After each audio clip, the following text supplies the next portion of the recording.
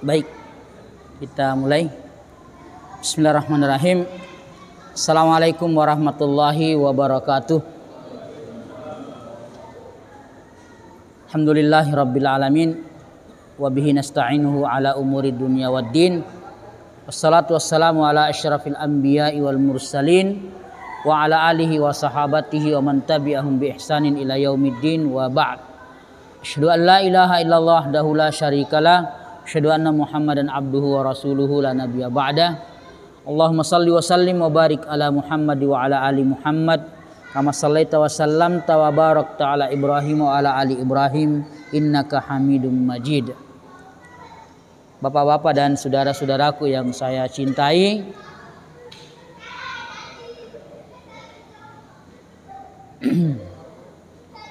pertama-tama kita bersyukur kepada Allah Subhanahu wa taala pada kesempatan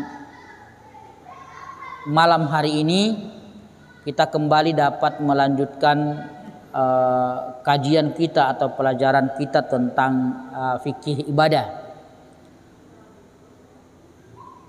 Yang kedua,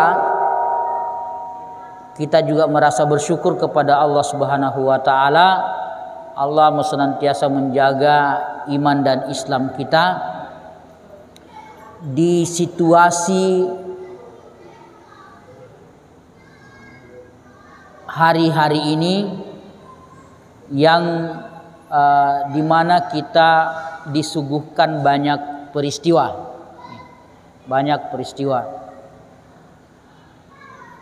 ada ya yang sudah ya atau yang sedang berlangsung, ya ada polisi tembak polisi, ada jaksa, ada hakim agung yang di OTT KPK, kemudian ada kerusuhan, bukan kerusuhan sebenarnya, di Kanjuruhan Malang, dan terakhir kemarin malam adalah dini hari kemarin adalah gempa di Sumatera Utara. Iya. Ada banyak hal yang terjadi di hari-hari terakhir ini, dan alhamdulillah Allah menjaga kita semuanya semoga Allah menjaga kita semuanya dari hal-hal yang kita tidak pernah bermimpi atau berpikir untuk terjadi pada diri kita. Salawat dan salam kita haturkan kepada junjungan kita Muhammad sallallahu alaihi wasallam serta keluarga, para sahabat dan para pengikut beliau hingga di akhir zaman nanti insyaallah. Bapak-bapak dan saudara-saudaraku yang saya cintai, pada beberapa pertemuan atau beberapa pembahasan yang lalu kita telah menyelesaikan, sebenarnya belum selesai babnya tentang haji. Tapi saya lebih memilih bahwa haji itu adalah, atau lebih detailnya, lebih rincinya nanti kalau ada yang akan berangkat, kemudian kita membahasnya lebih detail lagi atau lebih rinci lagi. Karena ini adalah amal ibadah yang memang hanya diwajibkan sekali seumur hidup, dan oleh karena itu ilmunya kalaupun kita menguasainya sekarang, belum tentu kita berangkat tahun depan atau 2 tahun ke depan dan seterusnya. Karena data terakhir untuk Kabupaten Bogor antriannya sudah 22 tahun. Antriannya sudah 22 tahun. Itu yang sudah lunas 25 juta. Itu yang sudah lunas 25 juta. Kalau baru 24.900.000 belum bisa dihitung. Nah, oleh karena itu kita tinggalkan haji sejenak. Insya Allah nanti kalau ada yang akan berangkat, nanti kita bisa perdalam lagi, karena apapun itu nanti akan, ya sudah ada bayangan lah, paling tidak sudah ada bayangan buat kita semuanya. Bapak-bapak dan saudara-saudaraku yang saya cintai, kemudian berikutnya kita masuk ke bab, ya sudah selesai bab salat, ya. Kan kita tidak membahas syahadat ada di bab akidah gitu ya. Kita mulai dari bab wudu, salat, kemudian kita sampai pada zakat, lalu kemudian kita sudah menyelesaikan tentang puasa, dan berikutnya adalah haji. Jadi untuk yang rukun Islam itu sudah selesai untuk kita bahas. tentu kita belum selesai belajar, karena banyak hal yang terus kita pelajari di dalam yang terkait dengan ibadah-ibadah kita. Jangan pernah berhenti membaca tentang sholat, tentang wudhu, tentang puasa, tentang zakat, tentang haji dan seterusnya. Malam hari ini kita memulai bab baru.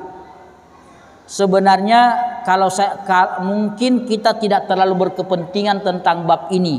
Bab ini adalah bab tentang nikah. Berkepentingan gak buat Pak Tri?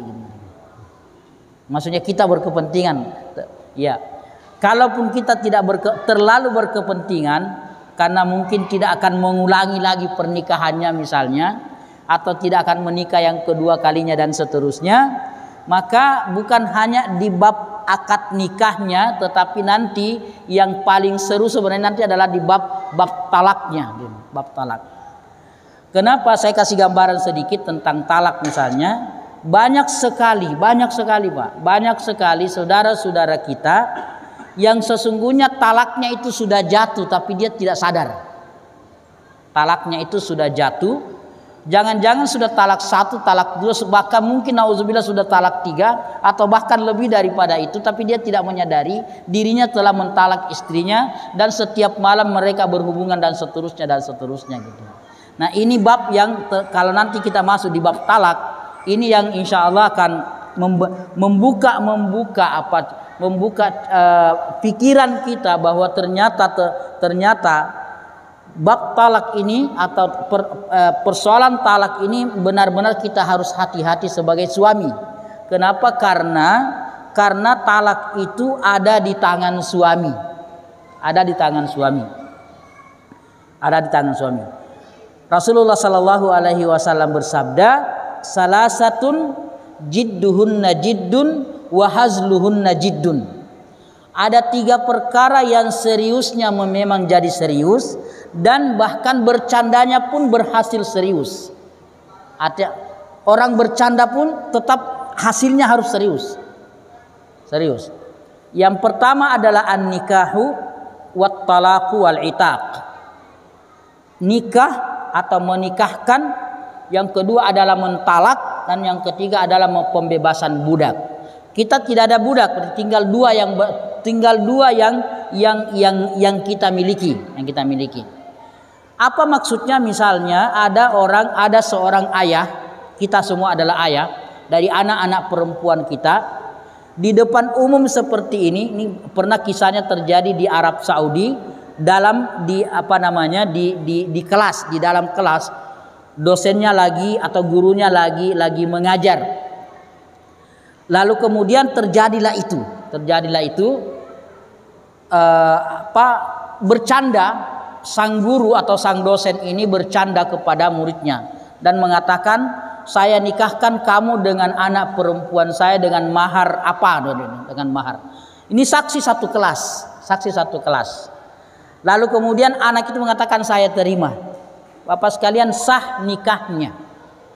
Maka si anak ini yang tak menerima nikahnya tadi berhak pergi ke rumahnya bapak ini, mengambil anak perempuannya dan membawa pergi.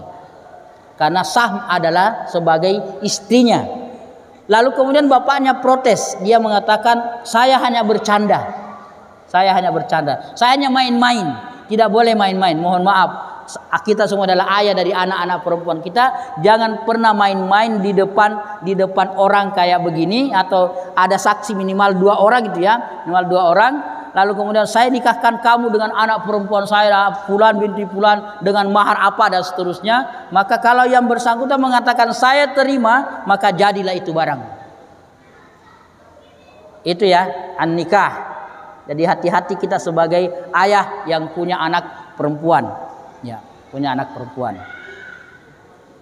Yang kedua adalah talak main-main. Saya ketemu dengan si fulan. Karena saya tidak mau mengambil contoh orang, karena ini nanti terjadi. Nauzubillah. Ini si fulan. Saya ketemu dengan mantan pacarnya, taruhlah misalnya. Contoh ya, ini contoh. Mantan pacarnya dulu waktu kuliah atau waktu SMA. Nanya si perempuan nanya, gimana kabar mas? Baik. Gimana istri kamu? Oh, saya sudah tidak punya istri sekarang, karena dia pengen anggap Anggaplah cinta pertamanya atau apalah kira-kira begitu ya. Orang bilang cinta pertama bersemi kembali gitu ya. CLBK gitu, Ustaz Salim gitu ya. Jadi lalu kemudian dia mengatakan, oh saya tidak punya istri, saya sudah ceraikan istri saya misalnya. Pak, jatuh talak 1 Pak.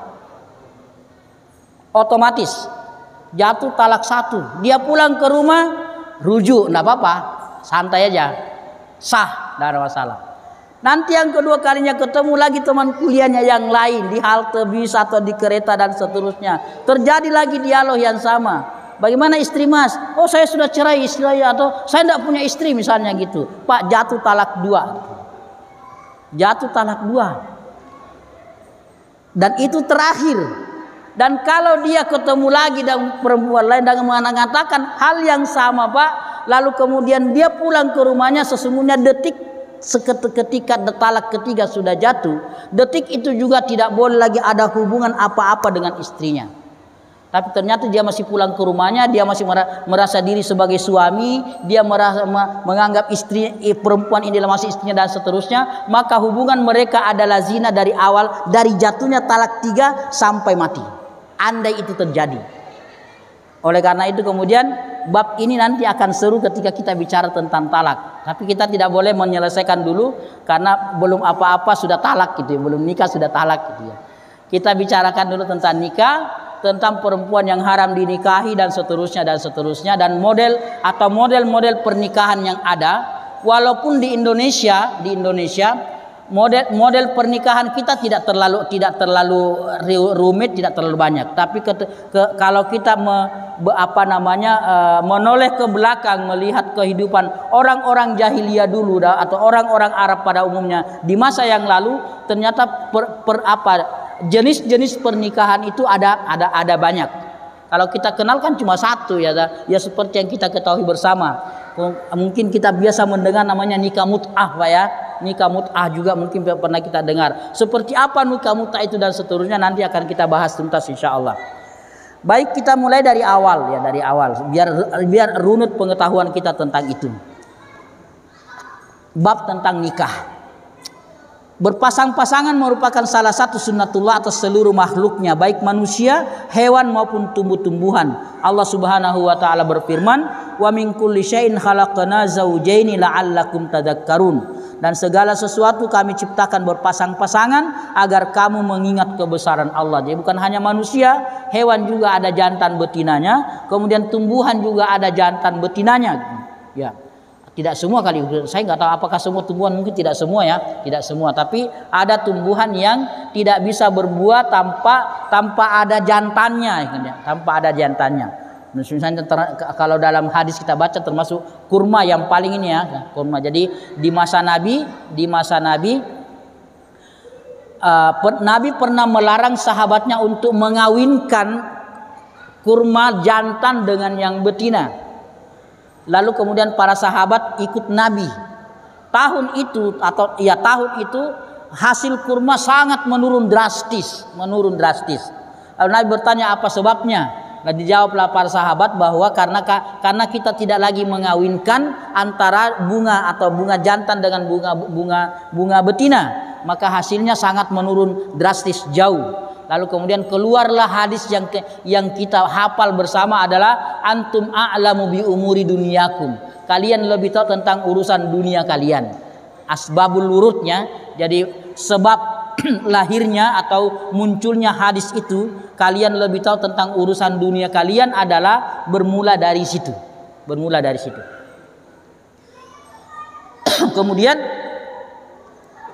ayat yang kedua adalah sebagai landasannya Allah Subhanahu wa taala berfirman, subhanalladzi khalaqal azwaja kullaha mimma tumbitul ardu wa min anfusihim wa mimma la ya'lamun. Maha suci Allah yang telah menciptakan semuanya berpasang-pasangan, baik dari apa yang ditumbuhkan oleh bumi dan dari diri mereka sendiri maupun dari apa yang tidak mereka ketahui.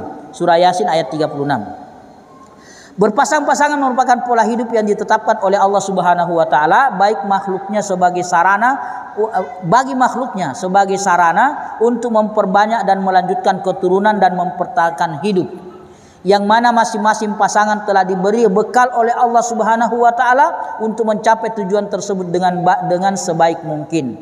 Allah Subhanahu wa taala berfirman, "Ya ayuhan nas inna khalaqnakum min dzakari wa unsa wa ja'alnakum syu'uban wa qabaila lita'arafu inna akramakum indallahi atqakum." Hai manusia, sesungguhnya kami menciptakan kamu dari seorang laki-laki dan seorang perempuan dan menjadikan kamu berbangsa-bangsa dan bersuku-suku supaya kamu saling mengenal. Al-Hujurat ayat 13. Itu ya, jadi sudah. Kemudian pada ayat yang lain Allah mengatakan, ya ayuhan nasu taqu, di surah An-Nisa ayat 1. Ya ayuhan nasu taqu rabbakumul ladzi khalaqakum min nafsin wahidah wa khalaqa minha zawjaha wa bassa minhuma rijalan katsiran wa nisaa. Wahai manusia, bertakwalah kalian kepada Allah, Tuhanmu yang telah menciptakan kamu dari diri yang satu, dari Adam, dan daripadanya Allah menciptakan istrinya, karena Hawa diciptakan dari tulang rusuk Adam, dan Allah kemudian dan daripada keduanya Allah memperkembangbiakkan laki-laki dan perempuan yang banyak. Dari Adam dan Hawa, Adam dulu diciptakan, kemudian diciptakan dari tanah oleh Allah, lalu kemudian Hawa diciptakan dari tulang rusuk Adam, lalu ketika Adam dan Hawa bertemu, kemudian terjadilah menghasilkanlah keturunan yang banyak. Dan kita tahu bahwa anak Adam walaupun istrinya cuma satu, tapi anaknya 41. Ya. Nabi Adam itu istrinya cuma satu, cuma Hawa, tapi anaknya 41.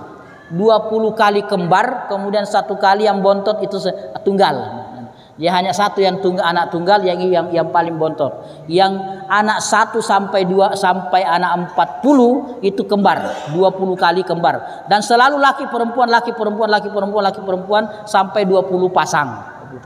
Yang kita sudah tahu kisahnya ketika terjadi pembunuhan pertama di atas bumi ini oleh Kabil kepada adiknya Habil.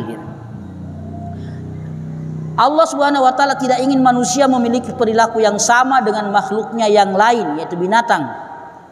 Tanpa nikah kan, yang adanya kawin. Kalau binatang kan cuma kawin dan tumbuhan cuma kawin, tapi tidak ada akad nikah. Karena Allah ingin membedakan antara manusia dengan hewan dan tumbuhan, maka kemudian Allah mensyariatkan satu hal yang disebut dengan akad nikah. Yang mengumbar nafsunya dan melampiaskannya dengan bebas. Hubungan antara laki-laki dan perempuan terjadi tanpa aturan maupun ikatan. Allah telah menetapkan aturan sesuai dengan fitrah manusia, yang dengan fitrah tersebut harga diri dan kehormatannya dapat terjaga.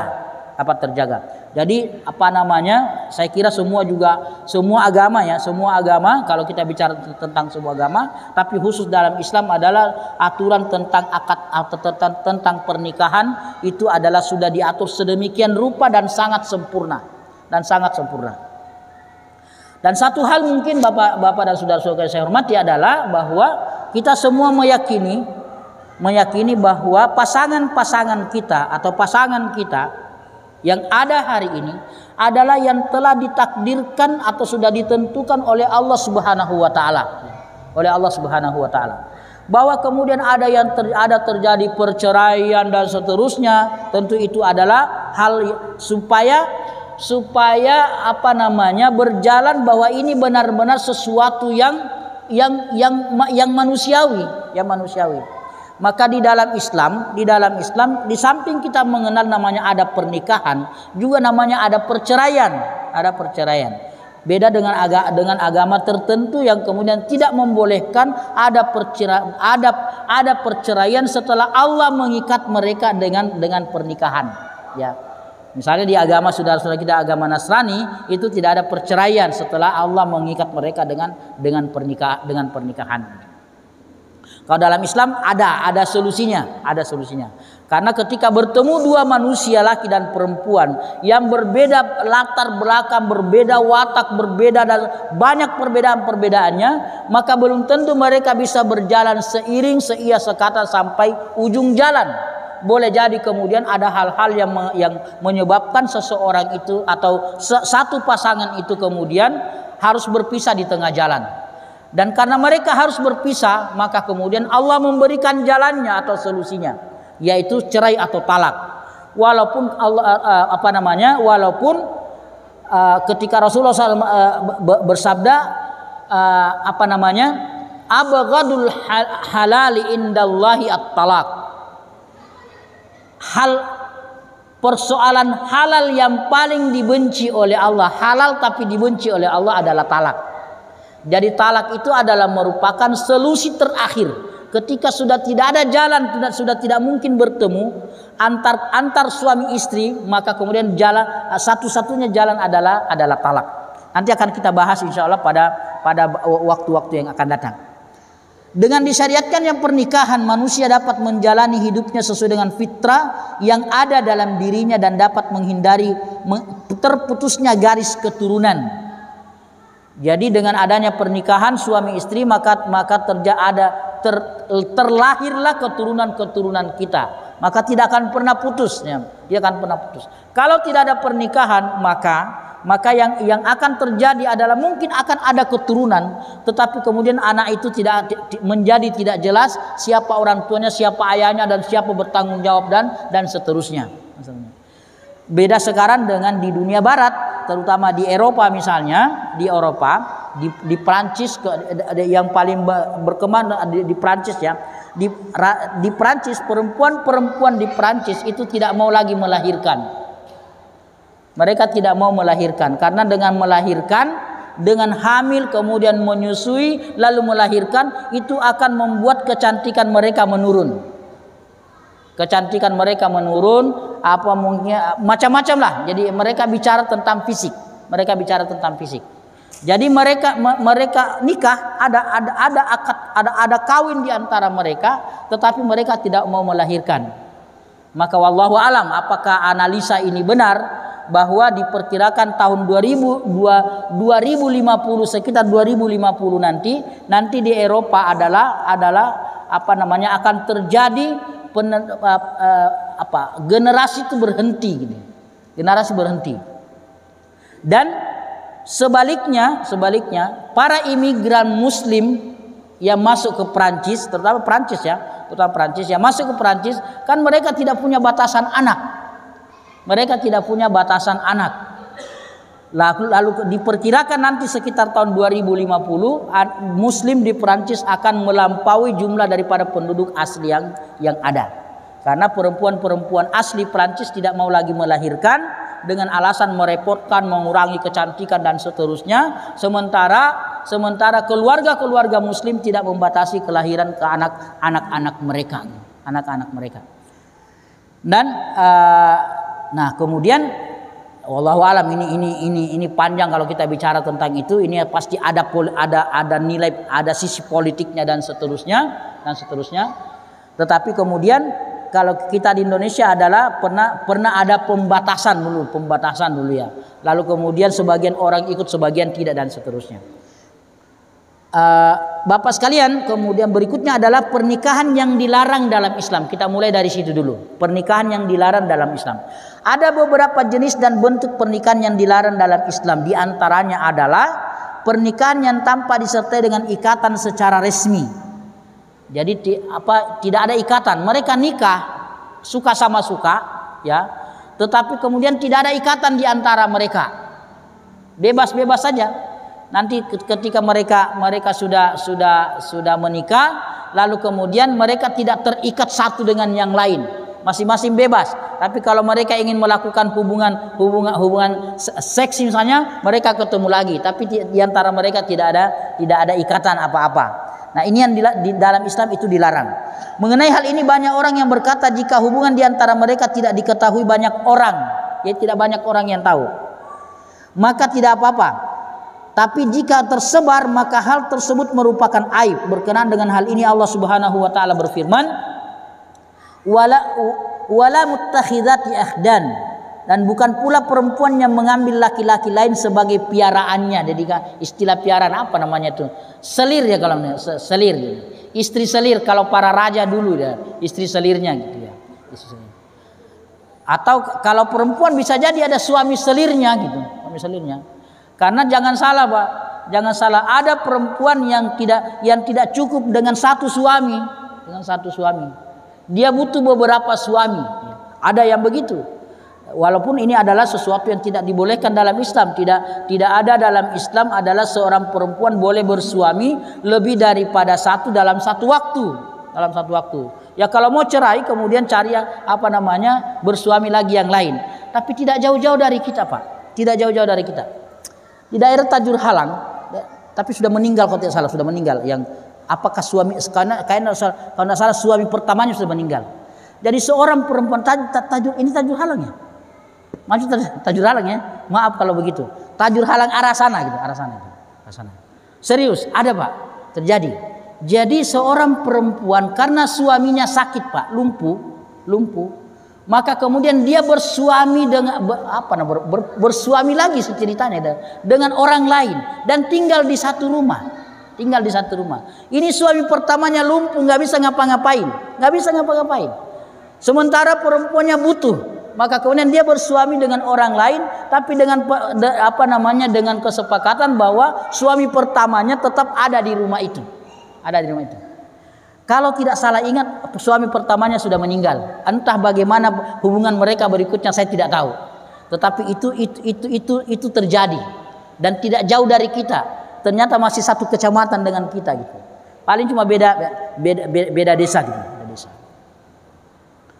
Itu terjadi. Suami selir, tapi tinggal di satu rumah. Karena suami pertama nggak bisa ngapa-ngapain, nggak bisa melawan, nggak bisa marah, nggak bisa melakukan sesuatu. Mungkin dia bilang kamu syukur masih bisa ku kasih makan, mungkin begitu kira-kira gitu. Yang kedua yang dilarang adalah pernikahan badal atau tukar menukar istri. Itu terjadi di masa lampau. Tukar menukar istri. Jadi seorang suami merasa ya biasalah bosan dengan istrinya, lalu dia ketemu dengan koleganya yang lain, kemudian mereka bisa tukaran di malam itu atau seminggu atau sebulan, habis nanti kembali lagi. Kalau sudah sama-sama bosan lagi, kembali lagi dengan ini. Nah, dan itu terjadi, Pak, itu terjadi. Lalu kemudian ini adalah model pernikahan yang termasuk dilarang dalam Islam. Aisyah berkata, selain 2 jenis pernikahan di atas, ada juga 4 jenis pernikahan yang terjadi pada masa jahiliyah. Tapi pada masa jahiliyah. Yang pertama adalah pernikahan yang sebagaimana terjadi pada masa sekarang, yaitu seorang laki-laki datang melamar kepada wali perempuan, memberikan mahar lantas menikahinya. Itu di zaman jahiliyah sudah terjadi juga, yang normal seperti yang kita kenal sekarang. Ada. Yang kedua adalah seorang suami berkata kepada istrinya setelah selesai masa haidnya, pergilah kepada si fulan, mintalah dia untuk menggaulimu. Jadi seorang suami dia merelakan istrinya digauli oleh orang lain. Dan itu menjadi kebiasaan masa jahiliyah.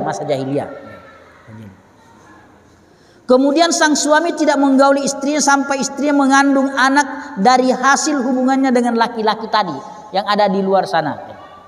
Jadi dia tidak menggauli sampai dia hamil di sana. Supaya jelas ini anak bapaknya siapa. Tapi yang tidak boleh adalah tadi suaminya merelakan istrinya untuk digauli orang lain dan dia tahu tentang itu. Kalau yang terjadi di kita kan tidak begitu. Ada suami memang yang sengaja menjual istrinya dengan tamu-tamu dan seterusnya kan, terjadi di kabupaten tertentu itu kan gitu, kabupaten tertentu. Kemudian hal ini bertujuan untuk mendapatkan keturunan yang cerdas dari laki-laki lain yang menggaulinya. Pernikahan semacam ini disebut dengan nikah istibda. Jadi dia menginginkan ke anak-anaknya nanti yang lahir dari anak yang cerdas. Maka dia pilih laki-laki yang dia anggap orang ini mungkin spermanya bagus dan seterusnya. Anak yang lahir cerdas, maka kemudian dikasihlah istrinya atau disuruhlah istrinya pergi, kemudian digaulilah oleh orang itu sampai dia hamil, kemudian nanti balik lagi. Ya. Itu yang kedua. Yang ketiga, sekelompok laki-laki tidak lebih dari 10 menyetubuhi seorang perempuan secara bergantian.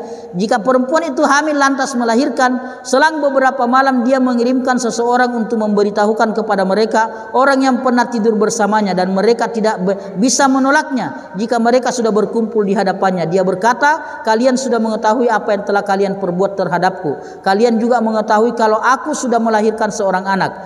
Dia adalah anakmu, wahai fulan. Jadi ada seorang perempuan digilir oleh tidak boleh lebih dari 10 laki-laki. Dan kemudian setelah perempuan ini hamil, nanti ketika dan melahirkan, nanti si perempuan ini memanggil semua laki-laki yang pernah menggauli itu, lalu menunjuk satu di antara mereka untuk bertanggung jawab, ini anakmu gitu. Suka-suka perempuannya. Siapa yang mau ditunjuk menjadi ayah daripada anak ini? Padahal kan kita tidak tahu apakah yang pertama atau yang kedua atau yang terakhir gitu ya. Belum ada tes DNA waktu itu gitu.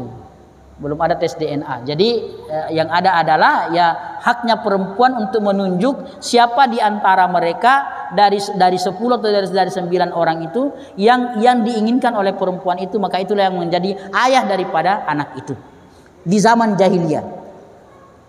Berikutnya adalah perempuan yang bisa disetubuhi oleh setiap laki-laki yang menginginkannya. Pada umumnya terdapat tanda khusus di pintu di rumah mereka. Jika perempuan itu hamil dan melahirkan, maka perempuan itu mengumpulkan laki-laki yang pernah bersetubuh dengannya. Lantas dia mencari laki-laki yang memiliki kemiripan dengan anak yang dilahirkannya. Setelah itu perempuan tersebut menyandarkan nasab anak yang dilahirkannya pada laki-laki yang ditunjuknya. Beda-beda tipis dengan yang ketiga.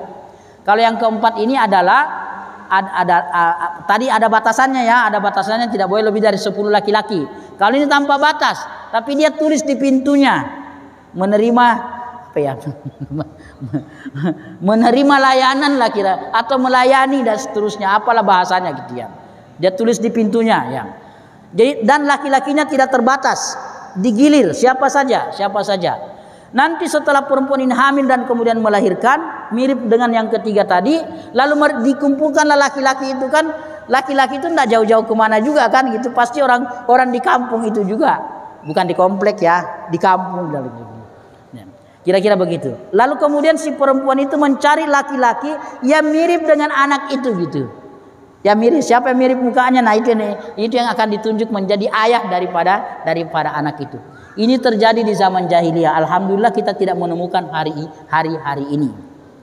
Karena memang penjelasannya adalah itu ada di zaman jahiliyah. Setelah Rasulullah diutus dengan membawa kebenaran, semua praktek pernikahan yang terjadi pada masa jahiliyah beliau hapus. Kecuali pernikahan yang saat ini kita kenal.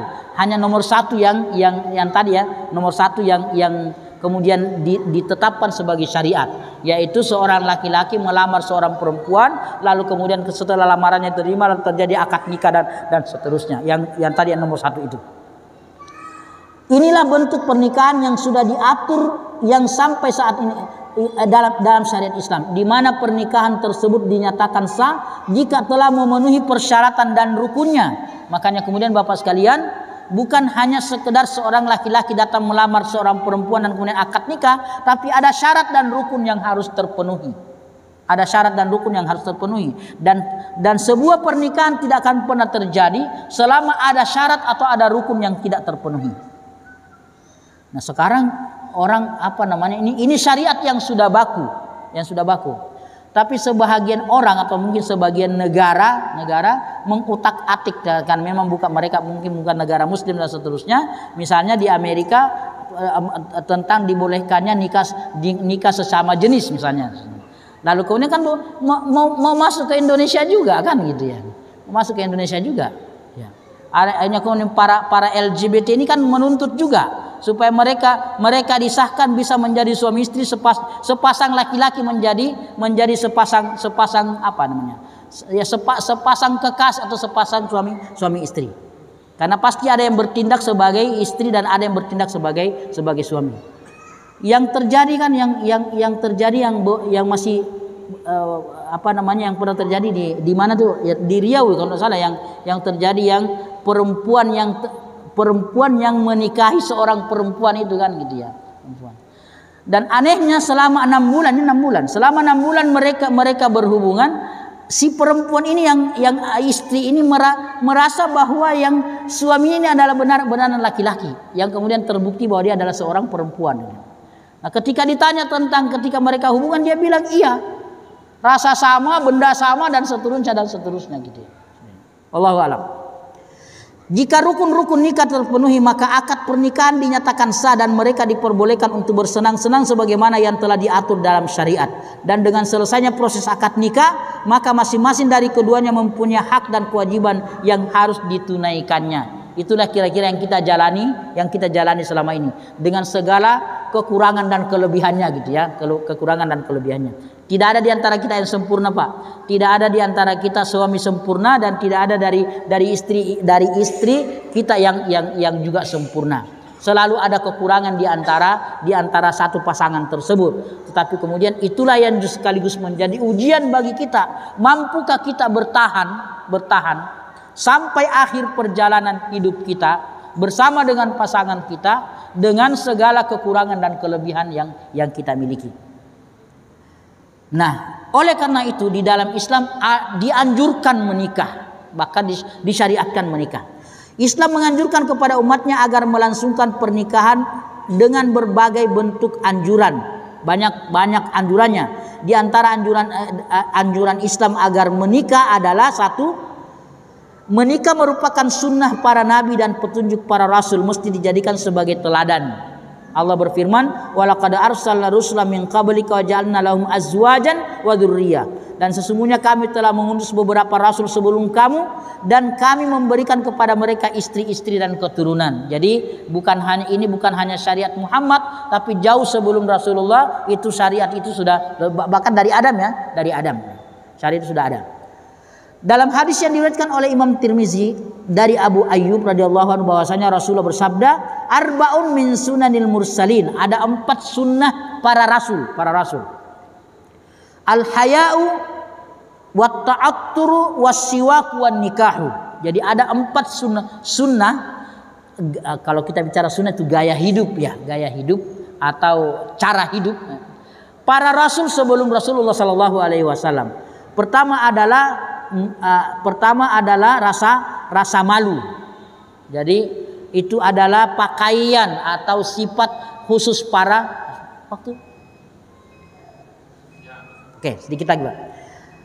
Pertama adalah rasa malu, yang kedua adalah memakai minyak wangi. Jadi Bapak sekalian, memakai minyak wangi itu bukan hanya oleh Rasulullah menganjurkan kepada umatnya, kepada kita, tetapi juga oleh para nabi sebelumnya. Juga siwak. Nah, kita kenal karena kita bukan tidak mengenal, tapi kita tidak terbiasa dengan bersiwak, maka kemudian yang ada adalah ya mungkin umumnya kita adalah semua bersikat gigi. Tapi kita jarang di antara kita yang bersiwak, kecuali beberapa saudara-saudara kita yang memang konsen dengan itu. Dan yang terakhir adalah nikah. Sunnah terakhir adalah dari 4 sunnah itu adalah nikah. Yang kedua, pernikahan merupakan bagian dari karunia Allah. Hal ini sesuai dengan firman-Nya, "Wallahu ja'alakum min anfusikum azwaja wa ja'alakum min azwajikum banina wa hafada wa razaqakum minat thayyibat." Allah menjadikan bagi kamu istri-istri dan jenis kamu sendiri, dan menjadikan bagimu dari istri-istri kamu itu anak-anak dan cucu-cucu, dan memberi rezeki dari yang baik-baik. Jadi karena pernikahan itulah kita mendapat rezeki apa yang kita nikmati dan apa yang kita peroleh hari-hari ini. Yang ketiga, Allah mengatakan ayat-ayat yang sudah sering dibaca, "Wa min ayatihi an khalaqalakum min anfusikum azwaja litaskunu ilaiha wa ja'ala bainakum mawaddatan wa rahmah inna fi dzalika laayatil liqaumin yatafakkarun." Lalu ada banyak ayat tentang anjuran pernikahan dan juga hadis. Tetapi kemudian satu di antara hadis itu Nabi mengatakan, "Salasatun haqqun 'alallahi aunuhum." Ada 3 kelompok manusia yang oleh Allah wajib menolongnya. Haqqun 'alallahi aunuhum. Wajib bagi Allah menolongnya. Yang pertama adalah al-mujahidu fi sabilillah. Orang yang berjuang di jalan Allah, berperang di jalan Allah. Yang kedua adalah wal mukatabu alladzi yuridul ada. Yang kedua adalah budak yang ingin membebaskan diri. Nah, ini tidak ada. Kita sekarang tidak punya. Tinggal 2. Nah, yang ketiga adalah wan nakihul ladzi yuridul afaf. dan seseorang yang menikah untuk menjaga kehormatannya. Jadi kalau niat seorang laki-laki atau perempuan menikah dengan apa niatnya adalah agar kehormatannya terjaga, maka Allah pasti menolongnya. Allah pasti menolongnya. Saya kira itu Bapak sekalian dari beberapa hadis dan ayat ini ada banyak tentang anjuran menikah, dan alhamdulillah bahwa kita semuanya sudah melalui itu, tinggal bagaimana kita melanggengkan dan memelihara apa yang kita sudah miliki hari ini. Subhanakallahumma bihamdik, asyhadu an la ilaha illa anta, astaghfiruka wa atubu ilaik. Assalamualaikum warahmatullahi wabarakatuh.